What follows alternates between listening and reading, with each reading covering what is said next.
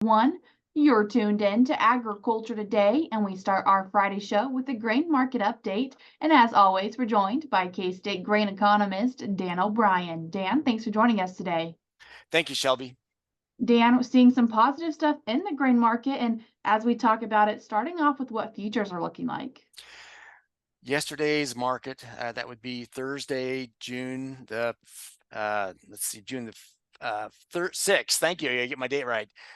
Saw markets move to the high side after several days of moving lower. You saw July corn closed at 452, actually up 12 cents. That shows how the trend that it had down before Thursday. Dees corn, again, now we're looking at new crop prospects. Dees corn, the harvest contract, 469 and a half, up 10, up 10 and a half. As I see. For soybeans, July lead contract 12, up 22 and 3/4 cents. A new crop November 1167, up 16 and a half. Even wheat was up some, but the main movers were again corn and soybeans. For wheat, July with harvest coming 678, 678 up about 1 3/4 cents, and we'd had a run up in the wheat contract in particular due to concerns about weather in the Black Sea region. You got too dry, to some freezes affecting Russian crops, some again dryness now in the Ukraine, other parts of Europe also not doing the best, is my understanding from what I read reports.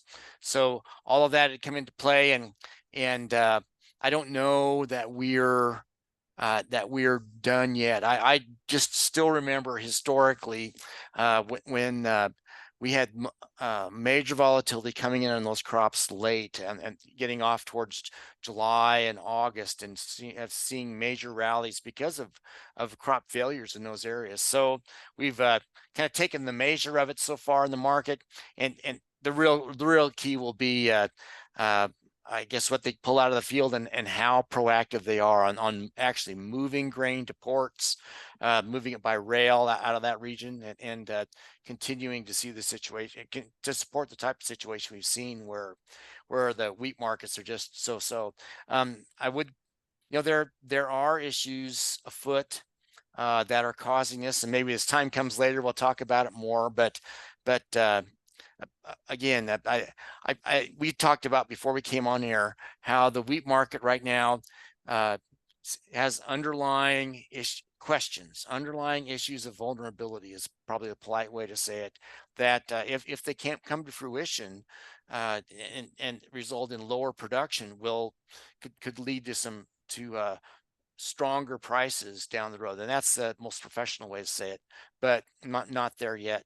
If you'd like, Shelby, I can go talk about cash markets to undergird that if you want.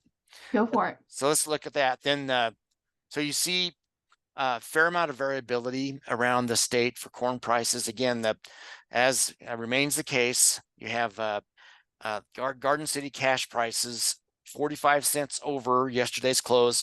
497 is the top cash price. The new crop bid there, 485, 15 under. And I would say for cash prices, you see the next strongest places in parts of the state where we have decent, have the best basis levels. You got 10 over in Hutchinson, Topeka 6 over, 5 over in Colby, 7 under in Salina, Columbus even money. So again, that the demand center in Southwest Kansas still stands out. That's where the feedlots are, and some ethanol plants. I would say that sorghum prices that had been so exceedingly strong earlier on, they still are very comparable in terms of their upfront bids to corn, but when you look at the pace of actual grain sorghum exports, we're at least at the moment, this last week that we'd seen, we had exports of about 2.3 million bushels. When we get the real sharp export numbers, sharply higher of 4 and 5 and 10 million bushels a week, that's when local bids, especially in central part of Kansas, come in and really reflect that, but not necessarily yet. Soybean bids, variability around the state, and again, whereas feed grains seem to be strongest in Southwest, the cash markets for soybeans have been strongest in South Central around the Hutchinson area. I see a bid of $12, even money with the futures for the spot cash price. Next highest bids, and that'd be again $12. Then 11.75, 25 under in Topeka, and things moving lower from there around the state.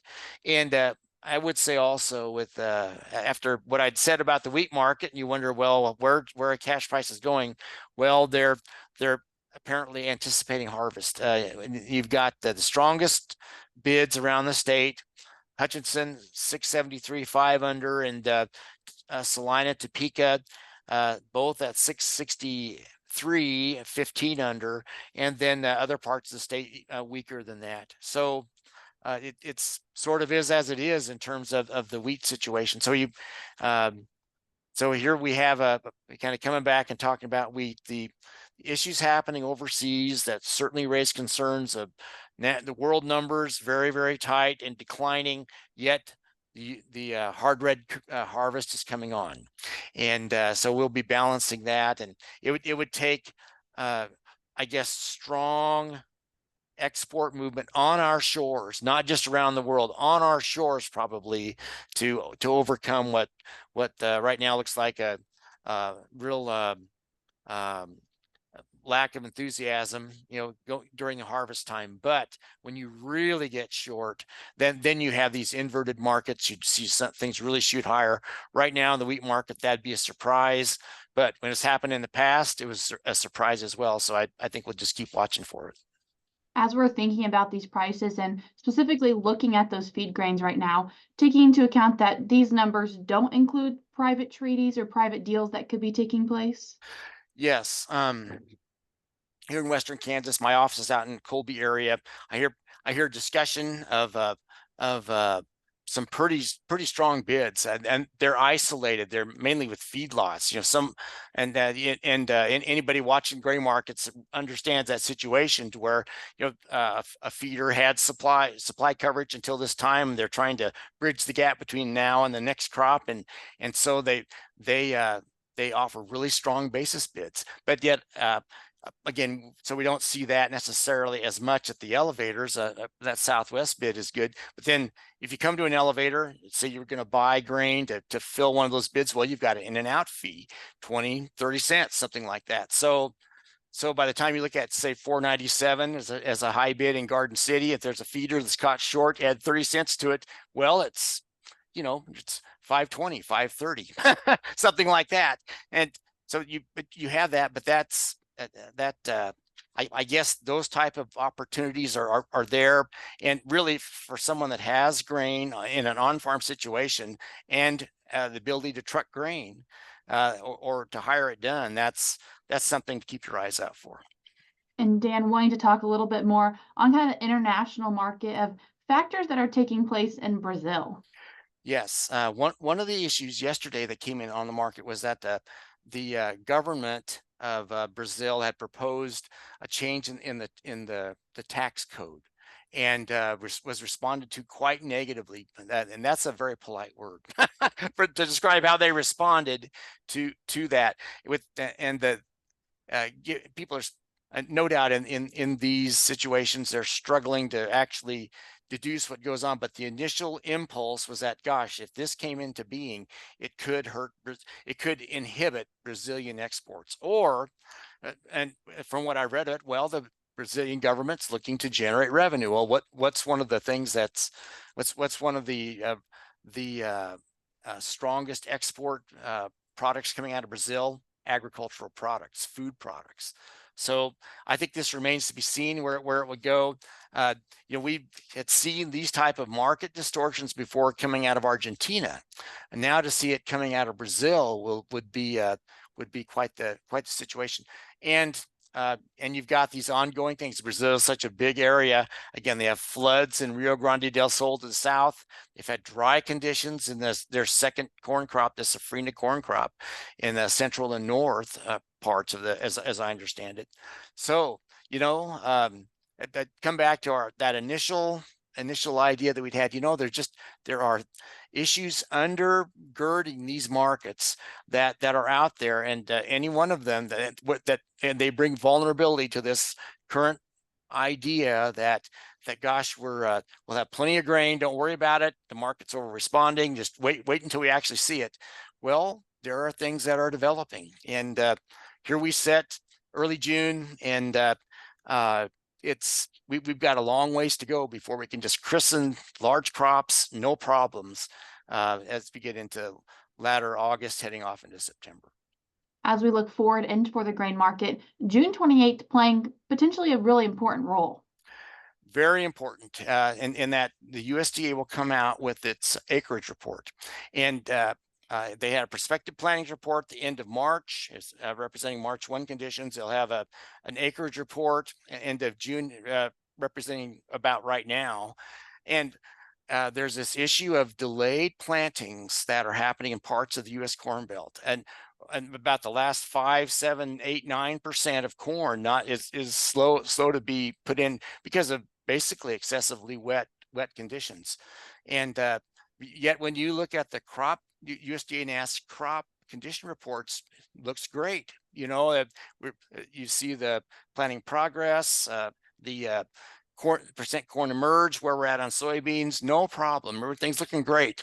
But yet you read a lot of discussion in the market about how, man, that last 5+% could be pretty problematic. So I guess we'll see. And it's late enough as they consider replanting some of those areas that they're getting into their crop insurance windows, where the coverage will start to decline, or they'll really have to ratchet it down and get shorter season corn varieties to plant. And that's in those areas that you're losing yield potential.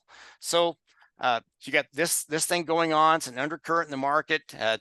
By and large, the market, from what I can tell in terms of price action, pretty much ignored it. Hey, rain makes grain. What are these people complaining about? Well, that's out there, and it adds one more issue to the market basket of things of questions that still have to be resolved that could impact the supply-demand balances in the market and affect prices.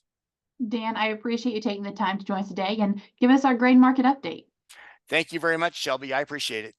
That was K-State grain economist Dan O'Brien. We're cutting to a short break now on Agriculture Today, but stick around because we have more for you ahead.